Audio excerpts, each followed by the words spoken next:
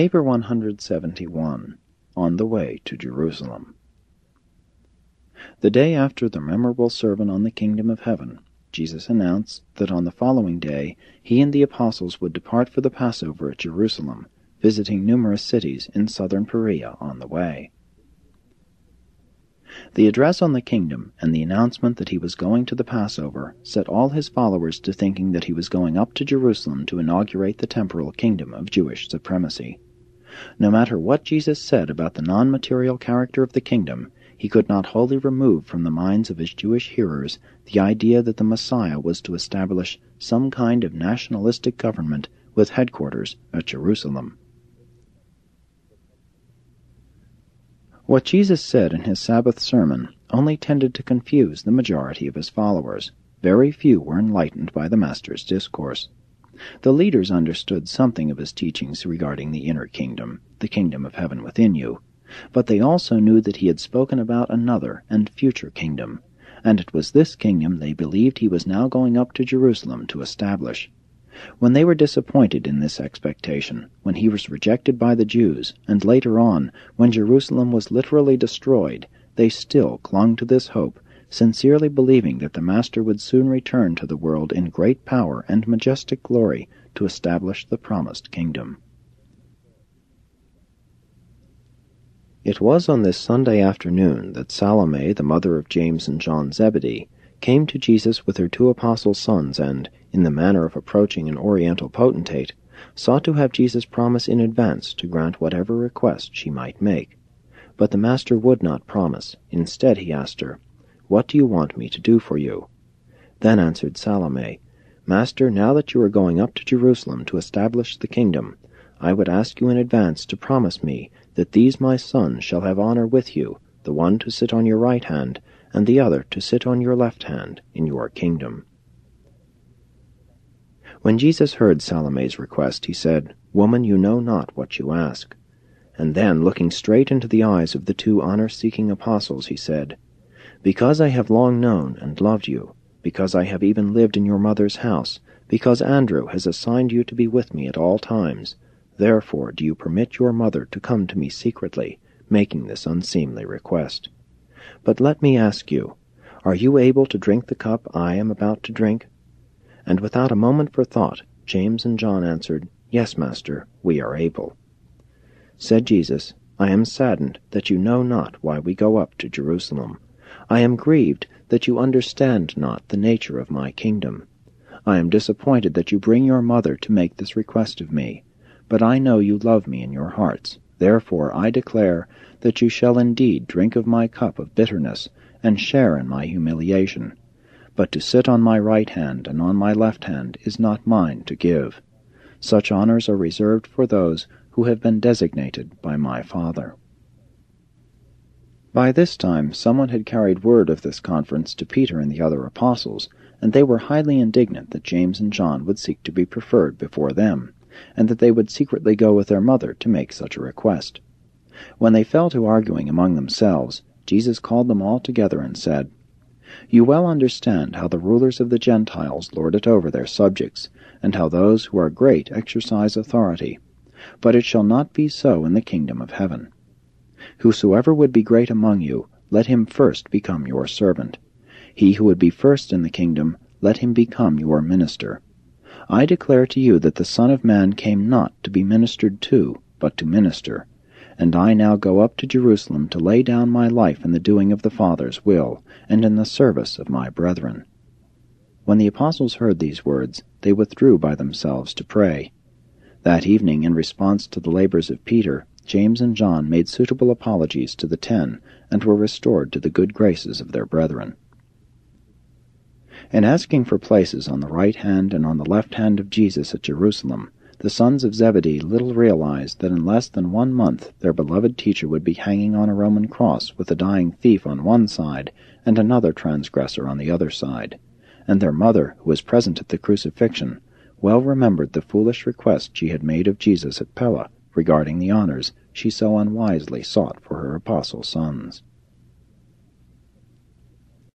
1. The departure from Pella. On the forenoon of Monday, March 13, Jesus and his 12 apostles took final leave of the Pella encampment, starting south on their tour of the cities of southern Perea, where Abner's associates were at work. They spent more than 2 weeks visiting among the 70 and then went directly to Jerusalem for the Passover. When the Master left Pella, the disciples encamped with the apostles, about 1,000 in number, followed after him. About one half of this group left him at the Jordan ford on the road to Jericho when they learned he was going over to Heshbon, and after he had preached the sermon on counting the cost. They went on up to Jerusalem, while the other half followed him for 2 weeks, visiting the towns in southern Perea. In a general way, most of Jesus' immediate followers understood that the camp at Pella had been abandoned, but they really thought this indicated that their Master at last intended to go to Jerusalem and lay claim to David's throne. A large majority of his followers never were able to grasp any other concept of the kingdom of heaven. No matter what he taught them, they would not give up this Jewish idea of the kingdom. Acting on the instructions of the Apostle Andrew, David Zebedee closed the visitors' camp at Pella on Wednesday, March 15.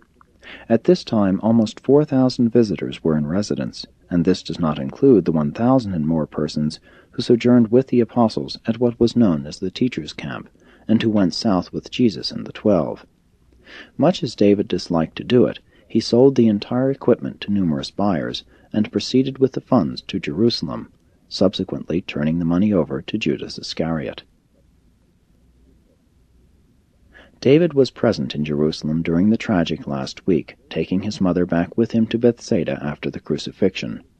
While awaiting Jesus and the apostles, David stopped with Lazarus at Bethany and became tremendously agitated by the manner in which the Pharisees had begun to persecute and harass him since his resurrection. Andrew had directed David to discontinue the messenger service, and this was construed by all as an indication of the early establishment of the kingdom at Jerusalem. David found himself without a job, and he had about decided to become the self-appointed defender of Lazarus when presently the object of his indignant solicitude fled in haste to Philadelphia.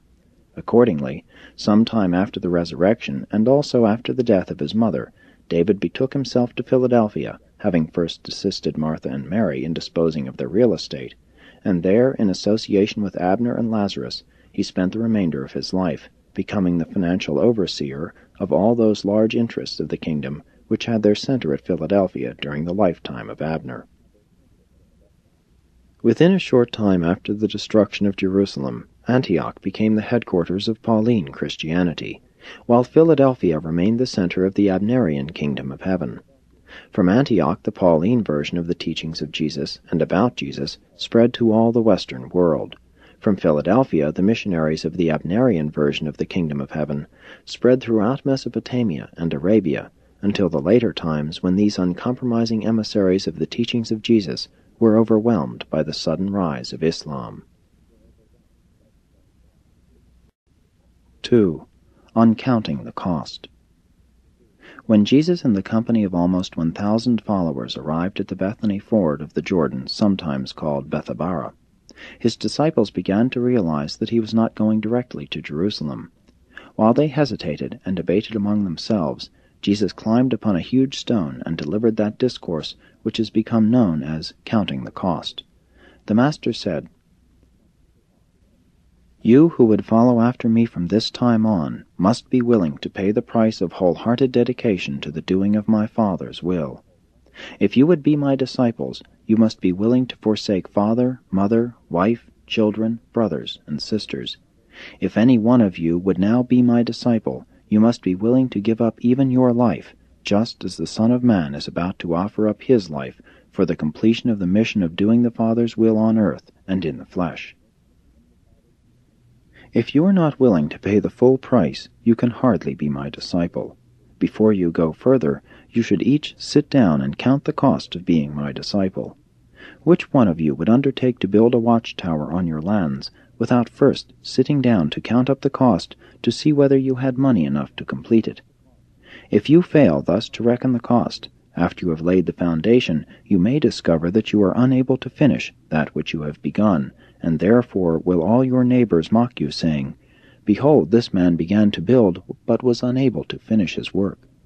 Again, what king, when he prepares to make war upon another king, does not first sit down and take counsel as to